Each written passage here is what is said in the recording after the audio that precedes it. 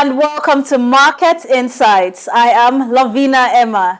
So today I want to take you on a journey to explore some of the most exciting trends that are shaping the future of computing, from artificial intelligence to the Internet of Things. As you know, the global computer market is experiencing a large shift. So, the world of computers is a whirlwind of constant change, from the ever-increasing processing power to groundbreaking achievements or advancements in artificial intelligence. The global computer market is brimming with innovation. Currently, we are seeing a surge in the demand for smarter, faster, and more secure computers that can keep pace with our increasingly digital lives. And manufacturers are responding with cutting-edge designs, materials, and technologies that are redefining the industry. Now, one of the most captivating trends of the rise is the rise of neuromorphic computing. Now, neuromorphic computing is inspired by the human brain. So our computer designers have created a chip that is designed to mimic its structure and processing capabilities like that of a human being. Now, this promises significant leaps in efficiency, particularly for tasks involving patterns and recognitions and real-time adaptation. Another game changer is the growing influence of AI. As you know, artificial intelligence is everywhere right now. It's on our apps, our smartphones, our laptops, our iPads. It's also on our desktops and our computers also. So it's everywhere. And most apps these days are giving us artificial intelligence for free. So AI is rapidly transforming every aspect of computing, and it's enabling smarter personal assistants to powering complex algorithms that can analyze massive data sets. But what does this mean for businesses and consumers alike? How can we harness these trends to drive growth, productivity, and innovation? Well, all these questions will be answered on today's program. So my guest this morning, who is joining us virtually, is King David Daudi. He is the founder and CEO of SPC Universe, and he's joining us live from Rwanda. So welcome to Market Insights this morning, King David. Hello. Happy to be here. Thank you for having me on the call, and I look forward to the conversation. Great. Glad to have you here. How are you doing? How's the weather like in Rwanda this morning? Awesome. Always as cool as it needs to be. I guess not as hot as Nigeria, but yeah, good. Okay, that's great to hear. Okay, so today we're discussing the trends and innovations in the global computer market. As you know, computers have evolved and are still changing every day. I mean, designers have to adapt to people's new changes, what people want, specific designs that people want in their computers. So I believe it's an ever-evolving device that will keep changing now and forevermore. So now, that being said, what are the key trends driving innovation in the global computer market, and how are manufacturers responding? Yeah, so the right now, when you look at the global computer market, you begin to see how, these trends, like I tell you, there is nothing new that is basically happening, if not things that are basically evolving. So I like to first start from the perspective of, the history of the internet. And when you look at the history of the internet, you begin to understand that we always had like the generation of the internet started from Web 1.0, where you have the display-only web. If you remember, in the early 90s into 2000s, you would see the display-only web. And the display-only web was basically me being able to just like a slideshow, basically. And then the internet evolved from that point to Web 2.0, where we had the read-only web, which gave birth to the rise of social media, YouTube, like we're able to use YouTube today. And this same Web 2.0 right now has evolved into Web 3.0, which is what we call the emerging technologies webs, which is bringing to limelight AI, artificial intelligence, IoT, Internet of Things, and it's also bringing to light blockchain technology. And one of the things that we are beginning to see with all of this evolution of technologies, that it's becoming glaringly clear that this is not, like I tell people, we're going to see Web 4, we're going to see Web 5. So as long as we are here, right, we're always going to see this evolution of technology. So right now, where is the world at? the world is trying to find a beautiful balance. That's what I like to call it, a beautiful balance between Web 2 and Web 3. So right now, people are trying to transition from the web as we know it, like the way you and I know it, to Web 3.0. And what captures people's attention in Web 3.0 is how faster the internet is, and also how more automated the internet is, and how immersive the internet is. So for instance, right now we are doing an interview. I have to join virtually, and then we have to speak over a call and the rest of them, right? But in Web 3.0 and with the rise of emerging technologies, you begin to see things like the metaverse, where we have more immersive, it's like you and the computer now becoming one, right? And you begin to see things like the tokenization of industries, where technology is beginning to create value chains around various industries like agriculture, like real estate. You're beginning to see property deeds being tokenized as either an NFT, so that I could be in the United States of America and I want to sell my property to someone who is in Kenya, and I don't need to be trying to send documents here and there. The person can simply buy the property by just buying out the deed of the property, which is already an NFT. We see it across ID cards, we see it across flight tickets, we see it across various sectors. So I think where we are right now in the technology right now across different parts of the world is trying to find that fine blend between Web 2, which is the present, and getting into the future, which is Web 3. So that's why you have governments dancing around, not sure, is this something we want to do? But this is what's happening and this is where we are going to. So I just believe that over time, with more and more knowledge, like the way you guys are sharing this knowledge, more people will understand how that blend can happen. Yeah. Okay, and do you think we are ready for the new future of computers, like talking about Web 3.0 with all its features? Do you think we human beings, particularly here in Africa, do you think we are ready for this new technology?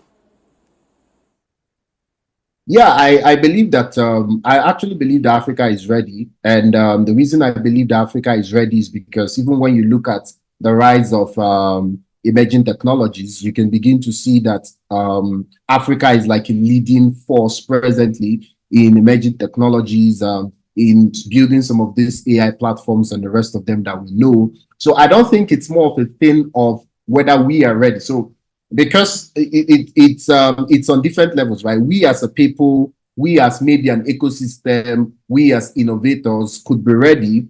But the question would now be, is the infrastructure that needs us to be able to do what we need to do, are we actually ready? Because, for instance, take this for instance, the government of Nigeria, not long ago, earlier this year, said, okay, they are approving blockchain, cryptocurrency, and they brought out a whole set of laws and all of that. And then it attracted quite a number of innovators back to the country. I personally know innovators that came back to the country and say, okay, let's build on this. This is good. The government is in sync and the rest of that. And after a few months, the same government again, began having issues with those who are offering exchange services like Binance. Binance is presently having a case. Most of the other exchanges also had their cases as well. And it's like as if, oh, but you guys approved this thing recently. Is it that you guys did not conduct your full due diligence before approving this? And they say, no, our problem right now is P2P and all of that. So the technology is massive, right? If you begin to look at Web3 and the future of because I call it the future of digital transformation, we are still. I think my major concern is on how quick the government will catch up, because policy creates a very important policy determines if technology will thrive in a nation. And the question is, how quick can the government catch up? For instance, in Kenya, because the government understands that this is a bit tricky, we may not be able to understand everything. So what does the government do? The government tries to create what they call a sandbox. So if you're building on any of these emerging technologies, you have to build it on the sandbox. And what they're trying to do is that from the sandbox, the government can understand what exactly it is you're building and now know the type of regulatory frameworks that will be best for you, because the technology is massive. You may think that okay, the problem is let's try to regulate things like cryptocurrencies, and then what of AI?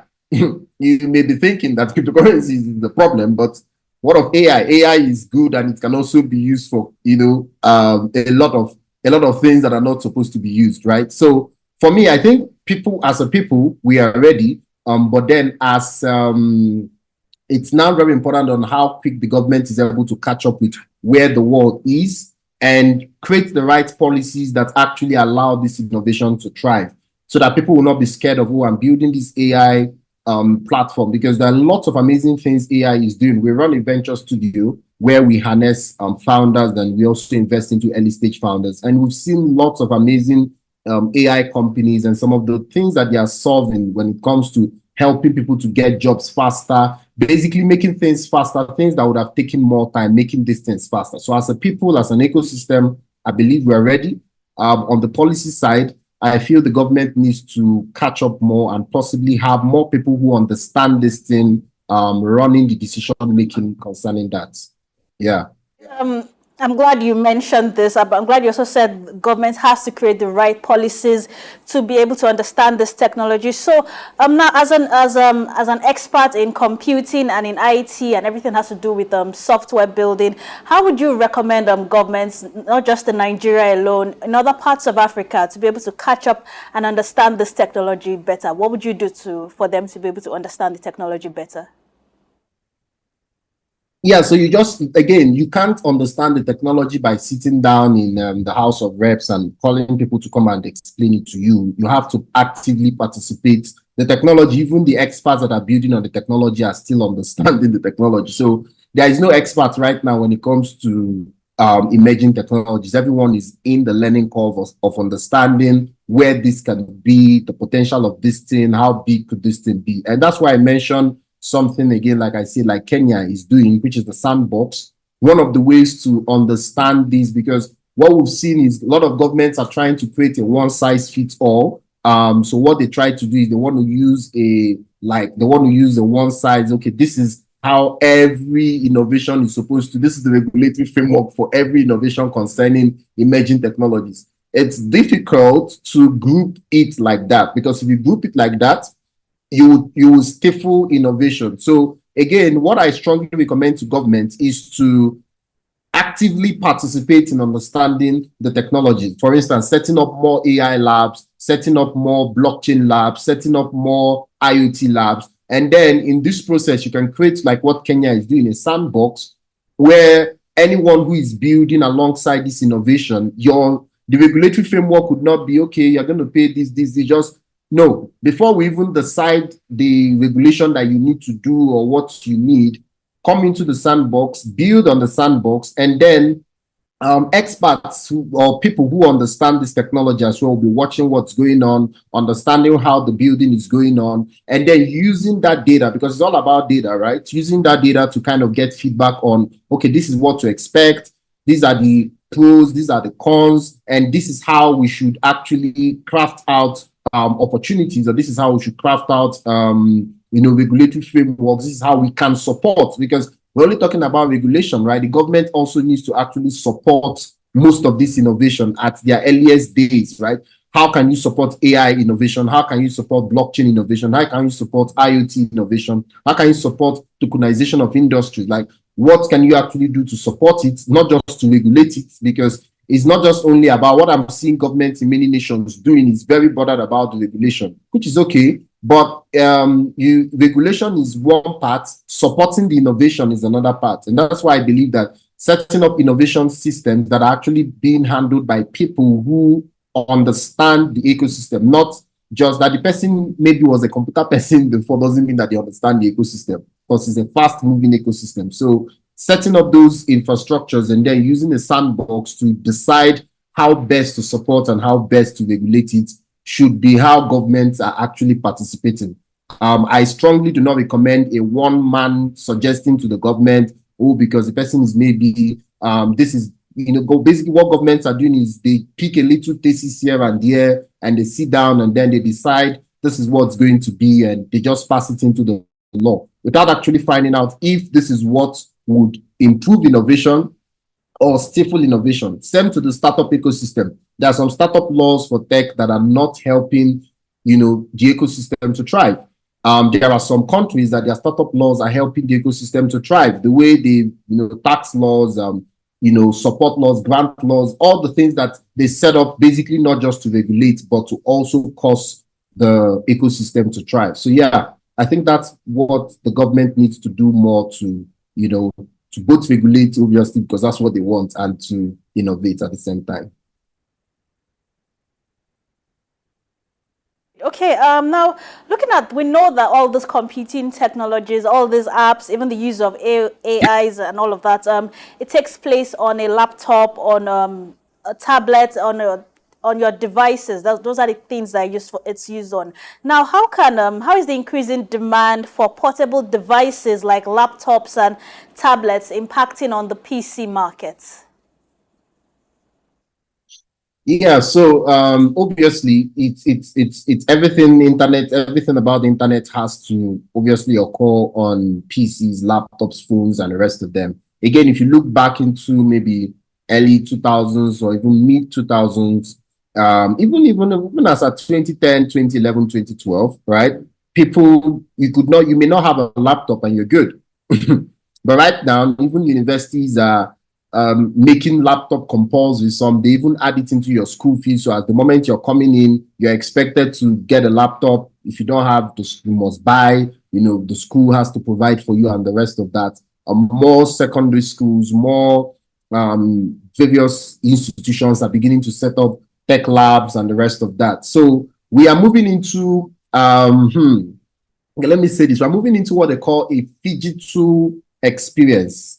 And I say phygital, meaning PHY and G2. So we're moving into a phygital experience, meaning that I predict that in the next 5 to 10 years, we are really already phygital, because right now our life is all about phone and what we do and then the laptop. But we are moving into a more immersive experience where more than even just laptops, because now we're just talking of laptops and phones, which we're already used to. But what is coming in the future is also going to be, I'm sure you must have seen things like AR glasses, VR glasses, and the rest of them. So we're going to be having more immersive ways of actually connecting with the internet and relating with this technology.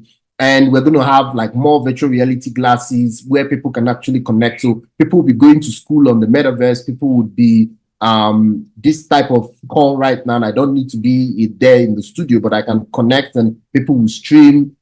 So we are moving into that type of experience. So for me, the global PC market is going to be rising. Obviously, it's going to keep rising. But where I see another opportunity and potential is in the area of virtual reality devices, any device that can allow virtual reality. Because one of the things presently that is holding the metaverse from going mainstream is because of the cost of virtual reality glasses. So virtual reality glasses, and if you remember the days of the phone era, one of the things that happened in the phone era was that the cost of phones were very high, but when the prices came down, automatically what happened was it became very easy for more people to be able to get phones. So, and that was what led to the widespread adoption of phones, internet technology, and all these things, right? So the same thing, right?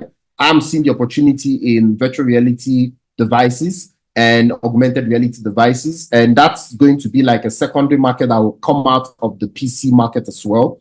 And as long as the prices are able to come down to a place where the middle class and even the everyday average man can be able to get it, just like the way phones are, we're going to see a heavy, in fact, I believe the next 5 to 10 years for the global PC market is going to be a bullish cycle. But then it's very important that people understand that we may not be using the phones as we know it today, or our interaction with this will not just be on phones and laptops.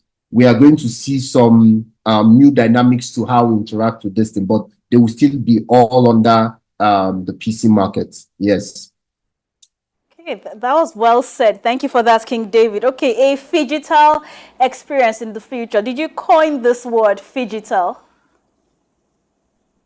No, I hope I'm not the one that coined it, but then I think it's all online. Phygital experience is basically because right now we what we know as we connecting to the internet is really nothing of what's coming. Right now we are still pressing phones, we are still pressing laptops, but what's coming is that the whole day I'm with my glasses and I'm literally having every single thing. I'm at the office on the metaverse. I'm having if let's say you have a date, I'm visiting countries from the metaverse, and people can't fathom how this would be, but that's the same way we couldn't fathom how phones should be. So that's a digital experience. It's basically we as physical in our physical experience, basically living in a digital world. So it's like, that's why it's called the digital experience. So I hope I'm not the one that coined it, but I guess I've seen something like that as well. A couple of people are beginning to write around digital experiences. Yeah. Okay, yeah. Well, I guess the future is going to be very, we're going to see a lot of technology, more advanced technology in the future. And you mentioned virtual reality devices taking over in the future. So I believe this is going to be used with AI, artificial intelligence. So that being said, now, how is artificial intelligence transforming the computer industry from design to functionality?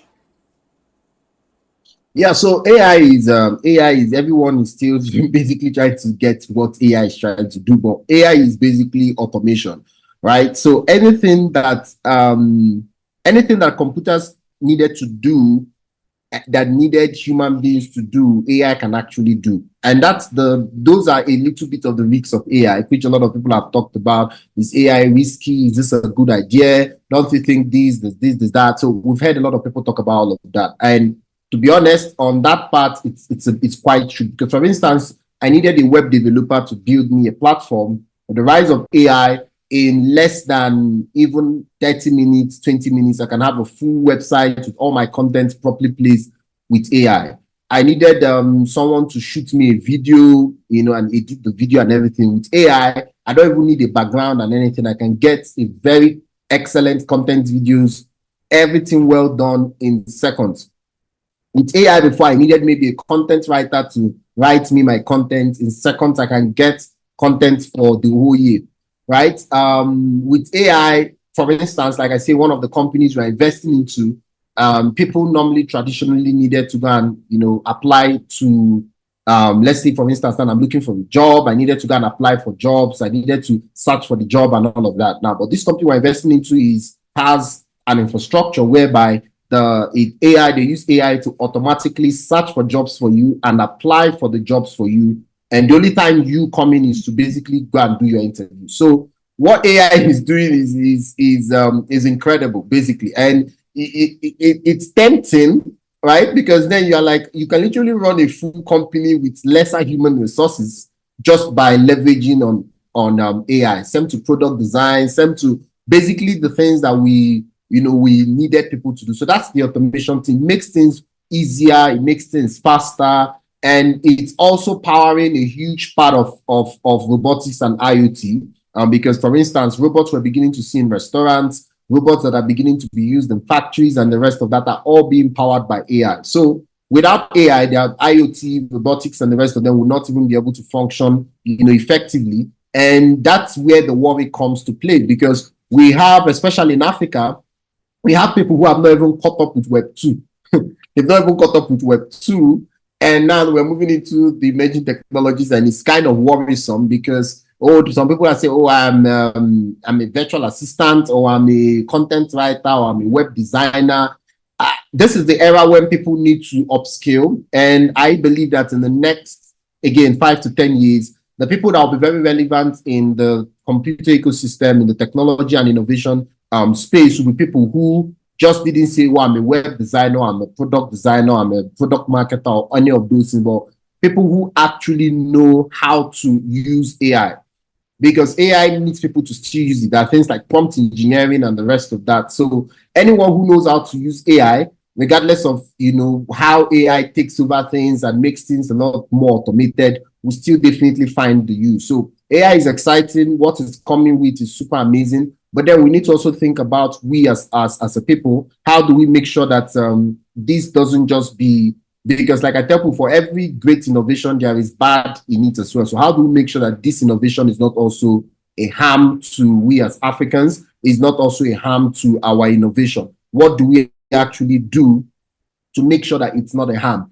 And the secret is by us upskilling, right? Upskilling to the point where we understand how to use this technology for our own good. You can use AI in the farms, you can use it in real estate, you can use it in virtually almost everything, the health sector. In fact, they're recently building robots that can literally do operations on people, all powered by AI.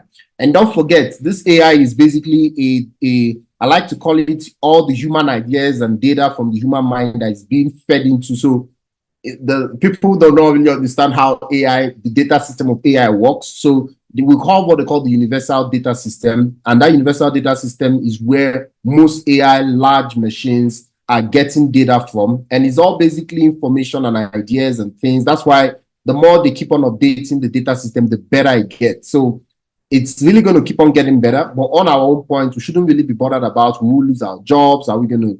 Yes, people will really lose their jobs if they do not position themselves and understand how to use AI effectively for themselves, for that thing that they knew how to do. How can I use AI and do it faster and better? So, yeah, I think if we pay attention to that, because you can't stop it. So basically, we have to pay attention to that so that we don't become the collateral damage. Yeah, those are very powerful words. Yeah, so I believe a lot of education and enlightenment on the use of AI to make our work faster. I mean, we need to use it as a tool, which is what it was designed for, to make our work faster, to make the way we do things easier and more convenient for us. So that's well said, King David, well said. Now, let's just talk about the Internet of Things now. So what is the impact of the Internet on Things on computer development and usage? Yeah, so again, right, the whole concept of IoT is, for instance, you see smart homes. IoT is able to make more smart homes. We're having more smart homes that are being built. We are seeing things like electric systems in countries being run by IoT. We are seeing things like security and traffic lights and all the rest of them being run by IoT.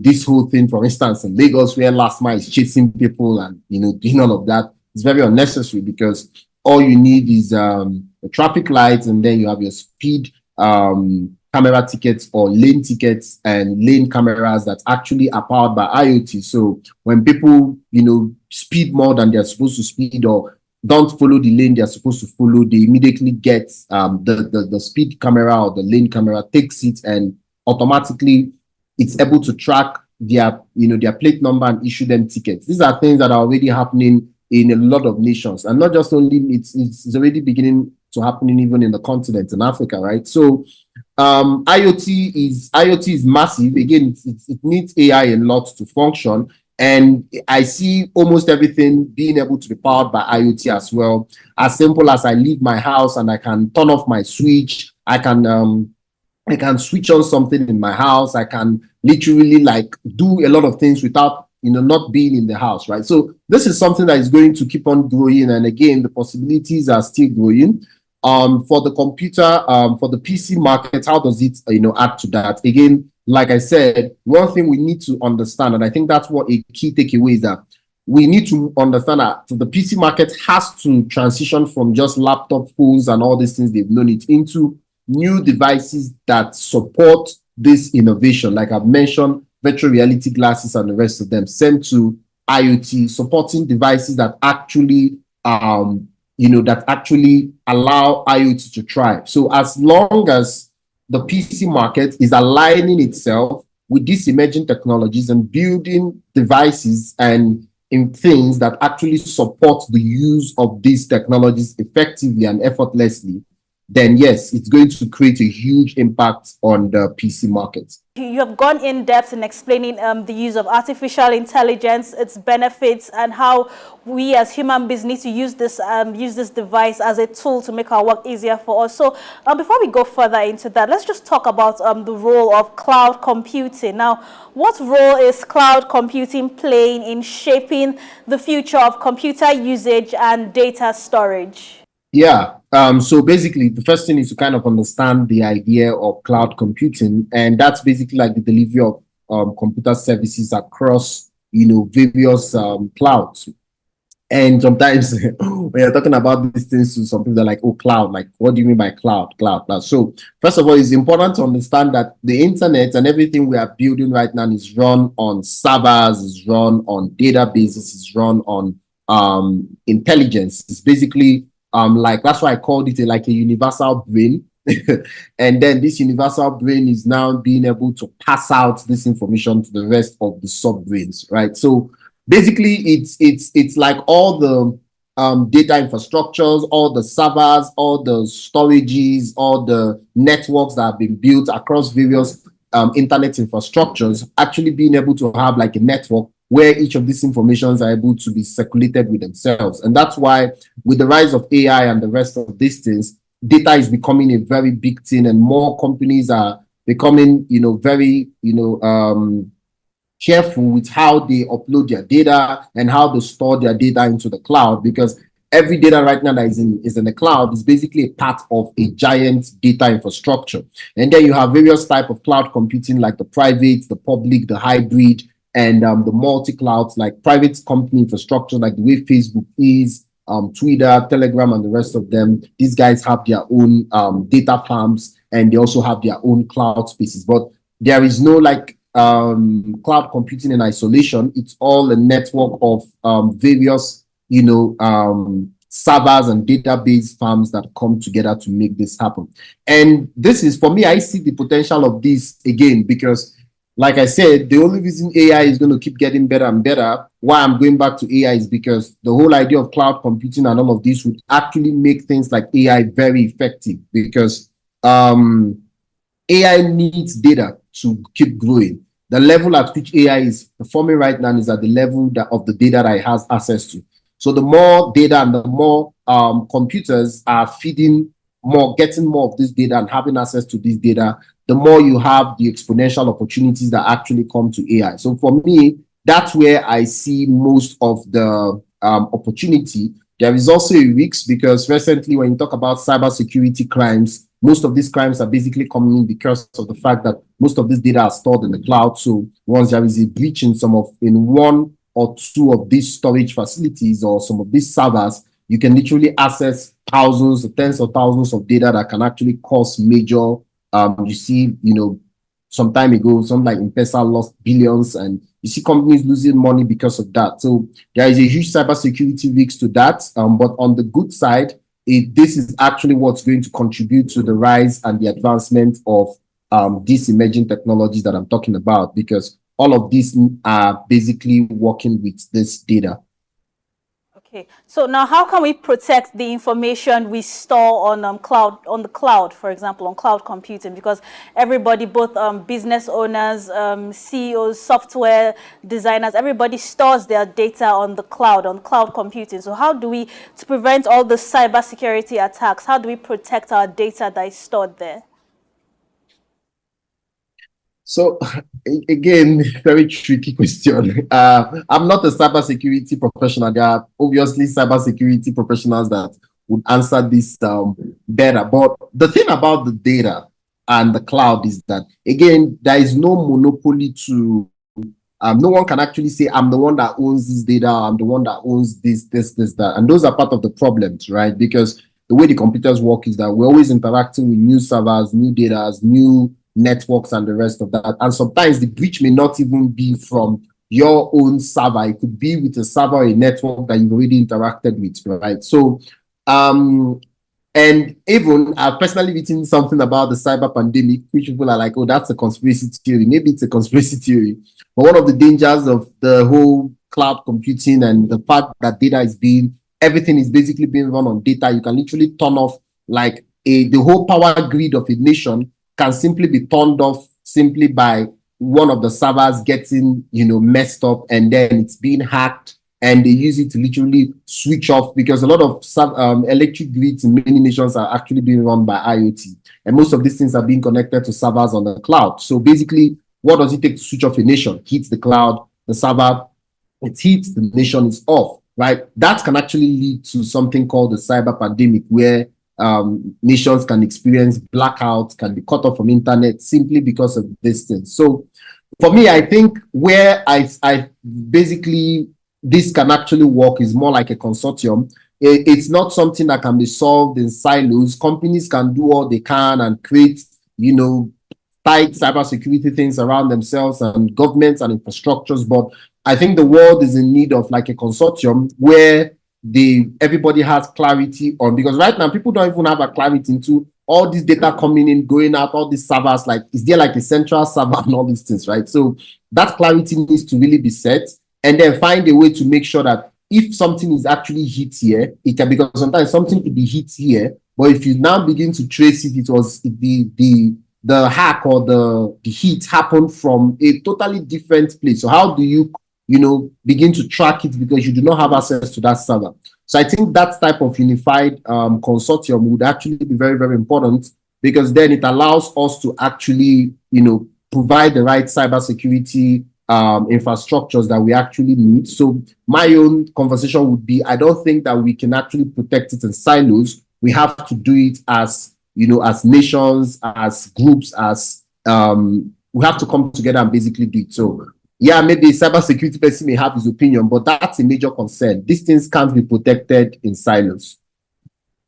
Okay, thank you for stating this fact and explaining further on it. Okay, now you mentioned something earlier on before we went on the break about the impacts of computing. Now we also talked about neuromorphic chips. Actually, these chips that are designed specifically to be able to work in sync with the human brain. Now, so how are quantum computing and neuromorphic chips revolutionizing and processing power and efficiency with the use of the computer?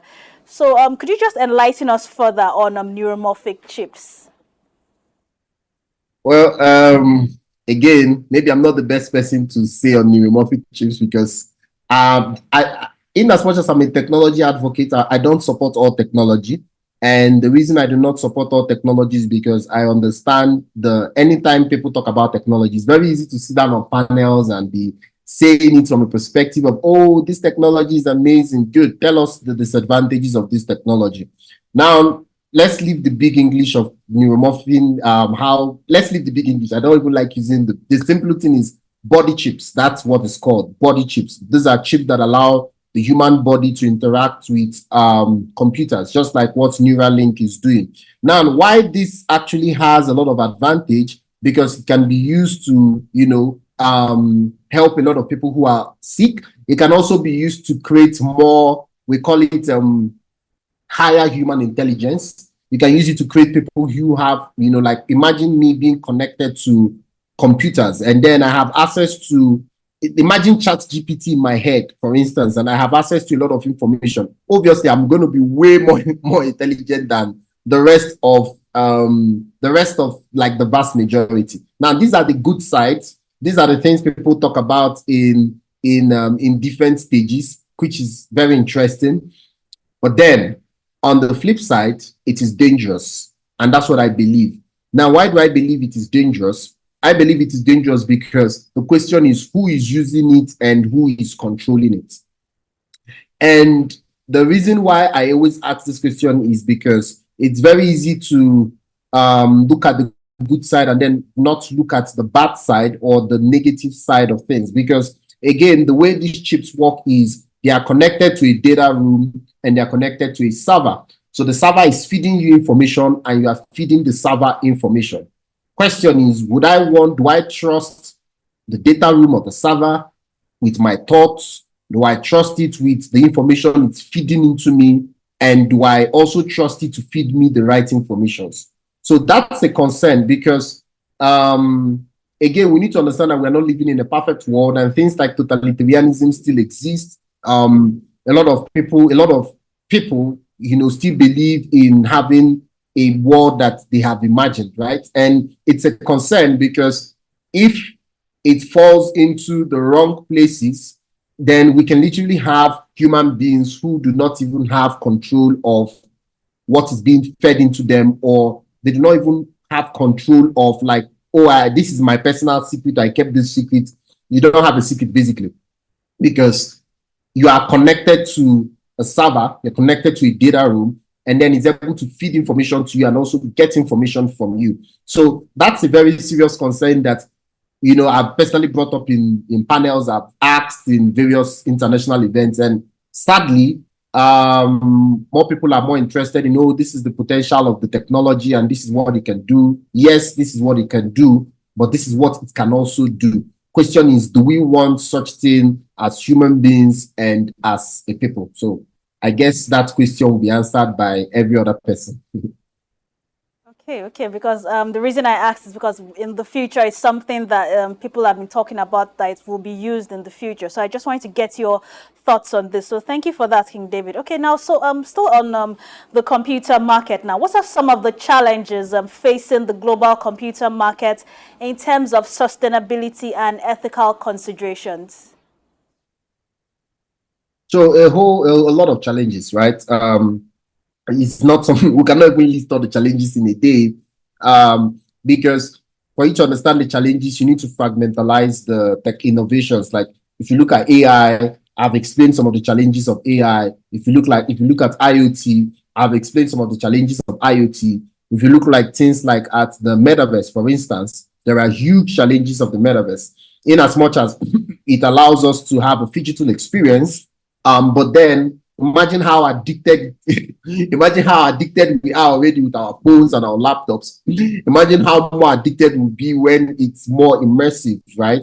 That's a huge concern, from depression to mental health issues to the kind of things that are being built on the metaverse. Like people begin to not have touch with reality. Someone could literally have a girlfriend on the metaverse and he doesn't want to have like someone in the real life. So all of these things are major concerns. And then also, like what I just talked about with cloud computing as well, they have their pros and cons, but then we have concerns around the safety of this data, the safety of these servers. Are we properly connected? Is there a way to understand where what is coming from and where what is going to? All of this, I call them missing items in all of this innovation, is like a huge concern for the global computer market. Now, again, concern is relative. Remember, some people concern could be financial concern. Is this sector going to keep growing? Yes, it will keep growing. Yes, the sector is going to keep on being a huge sector, powering nations, powering companies, powering infrastructures. But then, is it a concern as human beings? We have a lot to be concerned about. We should be concerned about things on AI, on IoT, on basically every single innovation that is coming out. While we are embracing it with one hand, we as human beings should be concerned on the other hand. And why these concerns are important is because the more concerns we have, because sadly, even the government who are supposed to regulate these things do not really understand what they are regulating. Most of the time, it's all just what they hear and what they get from events and panels, and they say, okay, that's good to go, and they pass it into law, But as human beings, how effective or how good is this going to be for us as human beings? Not now necessarily on whether the technology is growing, whether the computer market is growing. Yes, those things are going to grow. And the funny thing is that whether it affects us as human beings or it doesn't affect us as human beings, it's going to keep growing because it's built on this whole computer market. So it's going to keep growing. But then we as human beings, are we going to be growing? Is it going to be really useful to us? Or do we need to make it better? Or do we need to take some steps back? Again, like I said, I do not have monopoly to these answers. These are questions that we need to ask ourselves.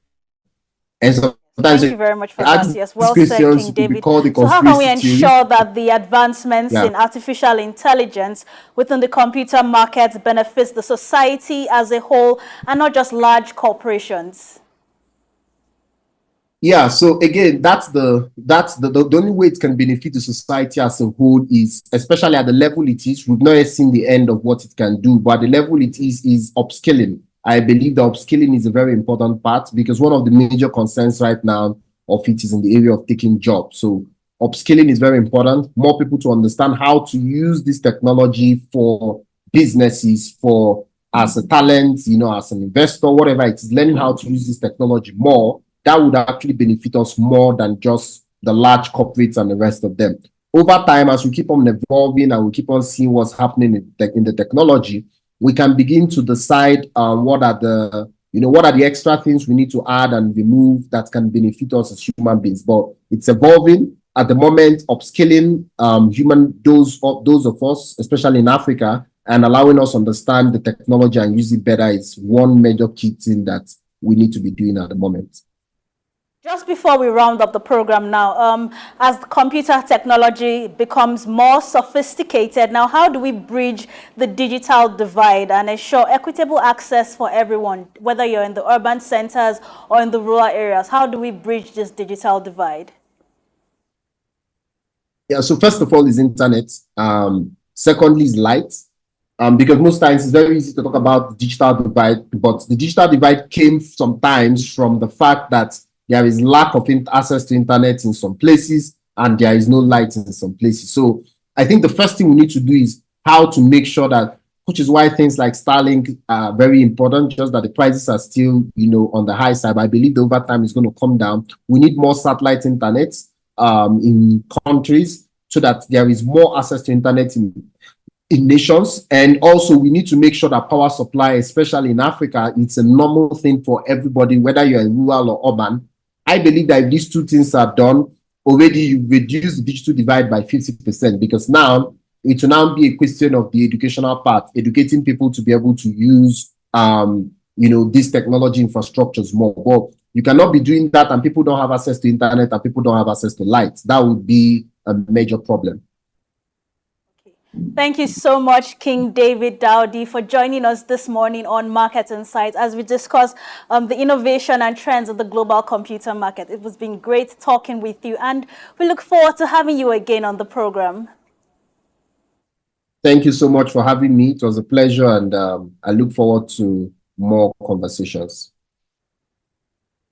Okay, now let's look at our money market figures this morning, what the CBN rate is and also what the parallel market is. We're focusing on the selling rates for the dollars, pound sterling, and the euros. So for today, Wednesday, 5th May, the dollars is selling at 1,313 naira to $1. That's the CBN rate. The parallel market rate is 1,500 naira to $1.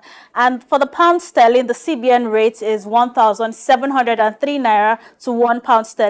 And in the parallel market, it is 1,900 naira to £1 sterling. And for the euro, it's 1,454 naira to €1. That's the CBN rate. And the parallel market, it's 1,600 naira to €1. So those are our money market figures this morning.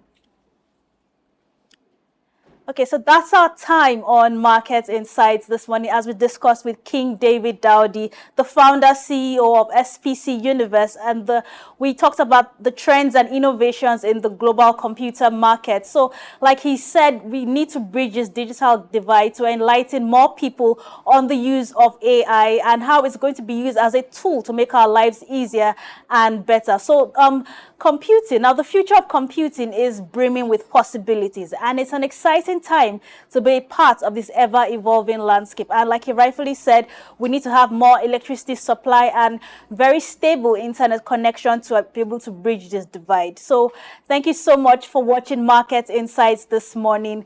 I am your host, Lovina Emah.